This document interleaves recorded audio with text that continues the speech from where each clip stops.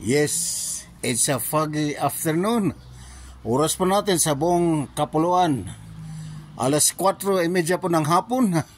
Ayan, pagmasdan niyo po ang aming kapaligiran dito sa tinaguriang the summer capital of the Philippines, the City of Pines, the Flower City, at ganun din po ang binansagang the strawberry capital of the Philippines ay walang iba kundi ang Baguio City.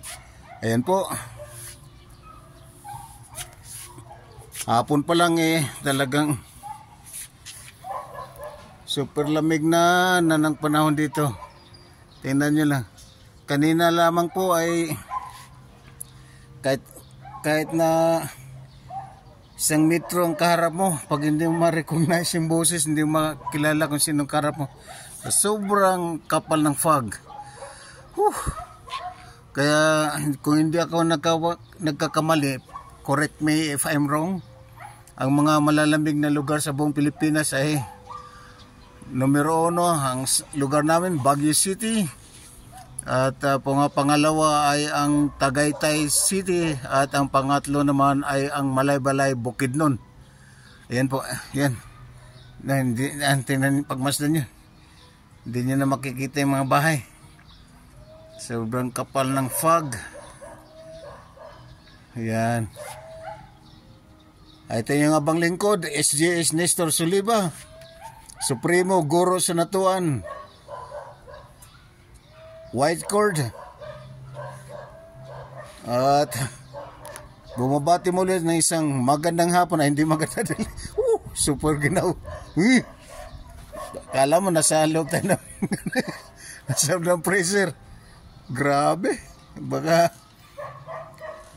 nasa 6 degrees ang natin, temperatura. Ayan po, pagmasdan nyo. Wala, hindi na makita yung bandaron ng siyudad ng bandaron sa sa city proper. Kaya sa mga kababayan ko dyan sa Luzon, Visayas at Mindanao, magandang hapon muli. At sa ibang panig man ng mundo, kung nasaan man kayo ngayon, mga OFWs, at ganoon din mga residents o mga nagiging nagpalit ng kanya-kanyang nationality, magandang umaga, magandang tanghali, magandang hapon, at magandang gabi sa inyong lahat dyan. Lalo na dyan sa Saudi Arabia, Bahrain, Kuwait, Abu Dhabi, Dubai, Qatar, ng mga kaibigan ko dyan.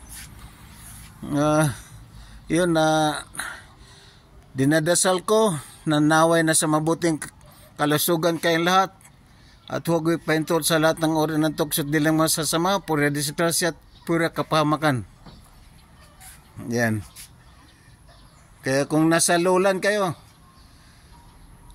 kung gusto niyo magpalamig dito na parang freezer, kaya panik lang kayo sa Baguio City po. At kahit pa paano makarating kayo sa aming munting bahay kubo. Ayan. Yan mga kapitbahay namin dito. Yan. Yan. Kailan hindi nyo matatanaw. Kaya sabi nga nila ang mga taga Baguio raw, o lahat ng mga probinsya na nasasakupan ng Cordillera Administrative Region na Abra, Apayao, Baguio, Benguet, Ifugao, Kalinga, Mountain Province, na malapit daw kami sa langit dahil mga bahay namin dito na sa ulap. Ayan. Grabe. Siya nga pala, kasalukuyang nagbabakbakan ngayon sa aming Karaa, yung Cordillera Administrative Region Athletic Association. Yan po, magkaroon ng selections para sa ating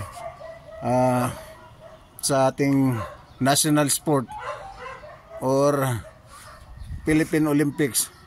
Okay, hindi na ako magtatagal dahil mag-ginaw dito sa labas. Okay, maraming salamat. At sa mga kaibigan ko dyan na tumatangkilik at tinataguyod ang pag-like, share, follow, at subscribe sa akin sa aking Facebook Ernesto Quezon Soliva at sa aking YouTube channel, One Body. Alright, without any further ado, it's just Nizar signing off. God bless you all. Oos! Bye-bye!